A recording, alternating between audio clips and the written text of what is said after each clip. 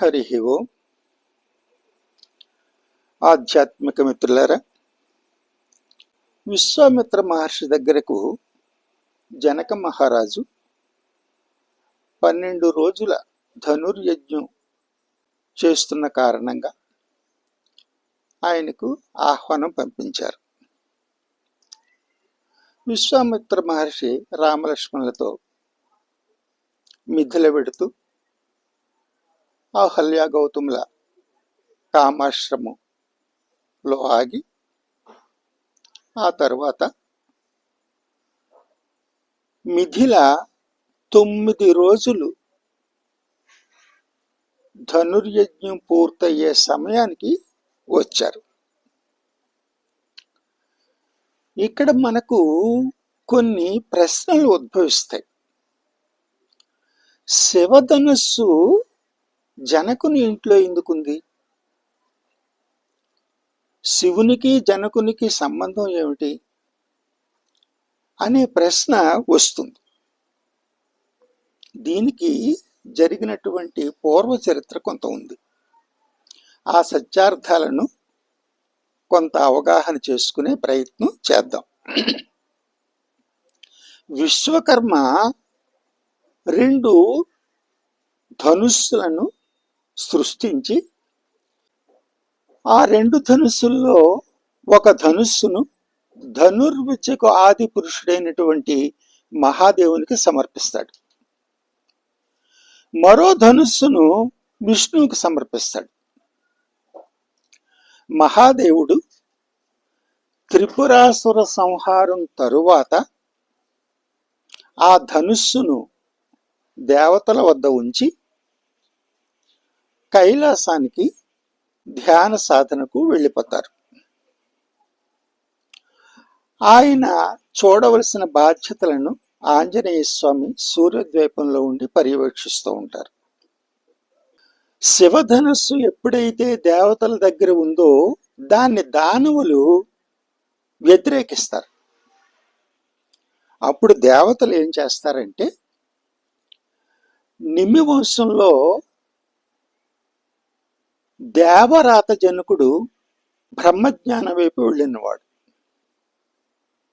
ఆయన అందరినీ ఒకే సమదృష్టితో చూస్తారు. కాబట్టి ఈ శివధనుస్సును దేవరాత జనకుని వద్ద ఉంచుతారు.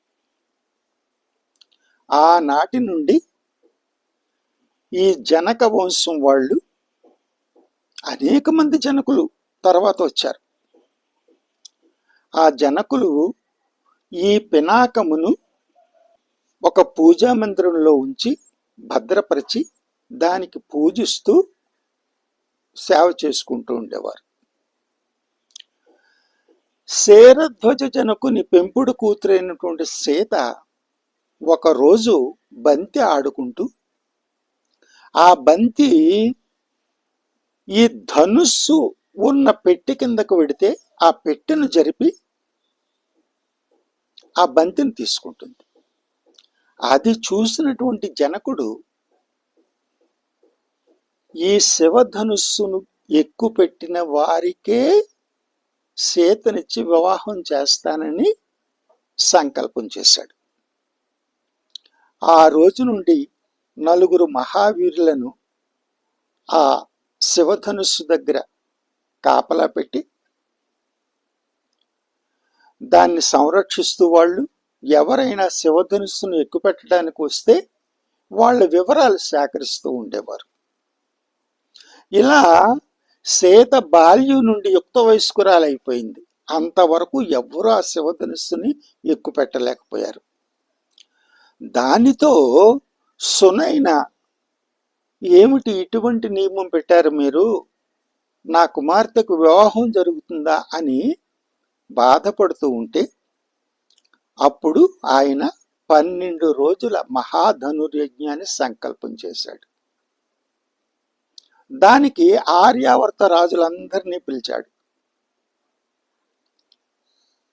అలా అప్పుడు ఆ యజ్ఞం జరుగుతుంది. 9 రోజులు యజ్ఞం పూర్తయ్యే సమయానికి విశ్వామిత్ర మహర్షి రామలక్ష్మణులతో అక్కడికి వచ్చాడు.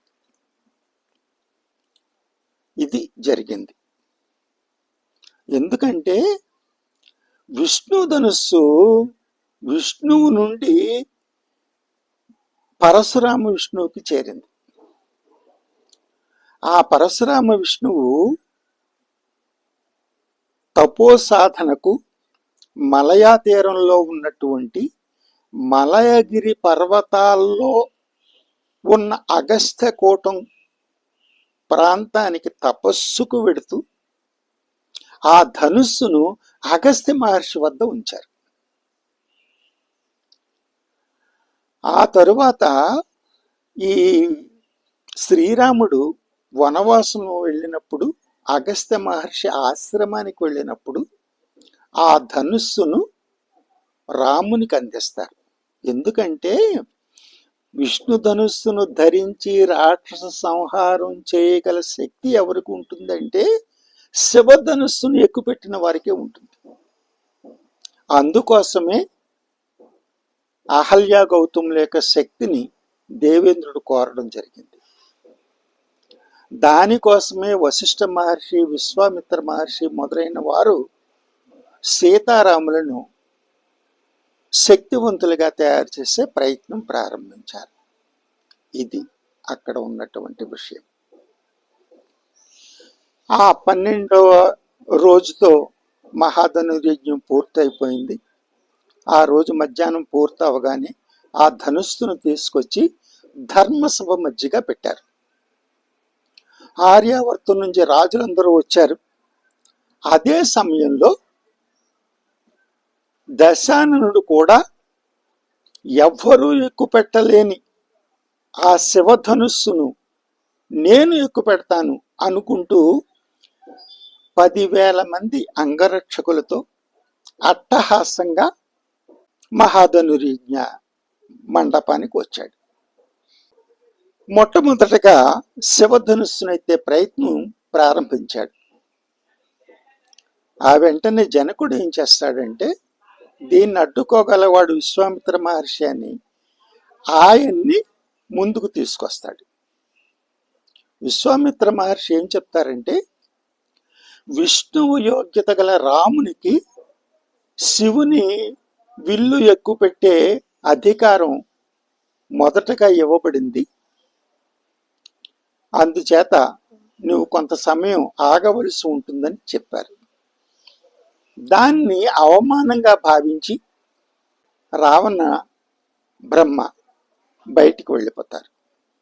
ఆ తరువాత రాముడు ఆ శివధనుస్సును ఎక్కుపెట్టడానికి ముందుకు వస్తాడు. ఇది జరిగే కార్యక్రమం.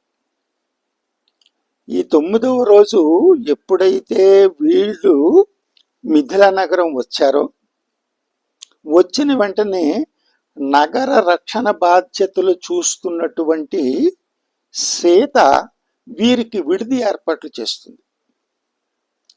అదే సమయంలో విశ్వామిత్ర మహర్షి విష్ణువు అర్హతలు పొందినటువంటి వీరిద్దరికి పరిచయం చేస్తాడు. వీరిద్దరూ కూడా ఆర్యావర్తంలో ఉండేటటువంటి సామాజిక పరిస్థితుల పట్ల చర్చించుకుంటారు. సీత ఏముంటుంది అంటే బహుభార్యాత్వం సమాజానికి చాలా ఇబ్బంది కలిగిస్తోంది, స్త్రీల గౌరవం లేకుండా పోయింది, అంతేకాకుండా జనసంఖ్యలో సగం మంది ఉన్న స్త్రీలకు పోరాటం చేసేటటువంటి అవకాశం లేకుండా పోయింది, దానివల్ల వారు దేశ సేవకు దూరం అవుతున్నారు, దీన్ని సరిచేయవలసి ఉంటుంది అని చెప్పి సీత అంటుంది. ఆమె చాకచక్యాన్ని చూసి రాముడు ఆమెతో ఏమంటాడంటే నిజమే, అలాగే ఒప్పందాల రూపంలో కూడా అనేక వివాహాలు జరుగుతున్నాయి. ఈ వివాహాలు ఒక ప్రయోజనంతో జరగాలి. ఏ పురుషుడైనా తన యొక్క లక్ష్యాలను పూర్తి చేయగల స్త్రీ దొరికినప్పుడు మాత్రమే వివాహం చేసుకోవాలి అంటాడు. ఆ మాట విన్న వెంటనే సీత రాముడి పట్ల గౌరవంగా చూస్తూ, అంటే మీరు బహుభార్యత్వాన్ని వ్యతిరేకిస్తున్నారా?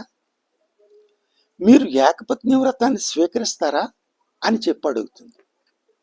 అవును, నేను బహుభార్యత్వాన్ని అంగీకరించను. అలా చేయడం అంటే భార్యను అవమానించడమే అని చెప్పి రాముడు అంటాడు. అప్పుడు వెంటనే ఆమె అతని పట్ల గౌరవంతో అతనికి నమస్కరిస్తూ, గౌరీ ఉపాసకురాలైనటువంటి సీత ఒక రక్షను రామునికి ఇస్తుంది. ఆ తర్వాత మర్నాడు ఈ 12వ రోజు యాగం పూర్తి కాగానే ఈ అందరూ వచ్చి ధర్మసభలో కూర్చుంటారు. ఆ ధర్మసభలో మొదటగా దశాననుడు వెళ్ళు ఎక్కుపెట్టడానికి సిద్ధపడితే దాన్ని విశ్వామిత్ర మహర్షి వారించడము, ఆ తరువాత శ్రీరాముడు ధనుస్సు ఎక్కుపెట్టడానికి ముందుకు వస్తాడు. సీత ఇచ్చిన తోరణాన్ని చేతికి ధరించి అతడు మొట్టమొదటిగా శివధనుస్సుకు నమస్కరించి, సద్గురువులకు నమస్కరించి, సృష్టి క్రమ వికాసాన్ని సమన్వయపరుస్తున్నటువంటి మహాదేవునికి నమస్కరించి అప్పుడు సీత వైపు చూస్తాడు.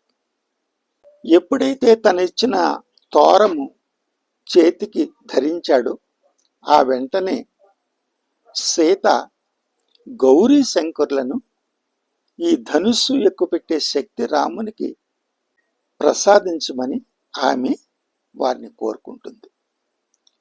అప్పుడు రాముడు శివధనుస్సును ఎత్తి నారిని సంధిస్తాడు. ఆ తరువాత ఆ నారిని చెవు వరకు లాగి శబ్దం వచ్చేలా ఠంకారం చేస్తాడు. ఆ ధ్వని ఎంత ఒక ప్రణవ ఉపాసనని ఉత్పన్నం చేసింది. ఆ ప్రణవనాదంతో ఆ ప్రదేశం అంతా కూడా పరవశించిపోయింది. ఆర్యావర్త రాజులందరూ కూడా ఆనందంతో హర్షనాద్వాలు చేస్తారు.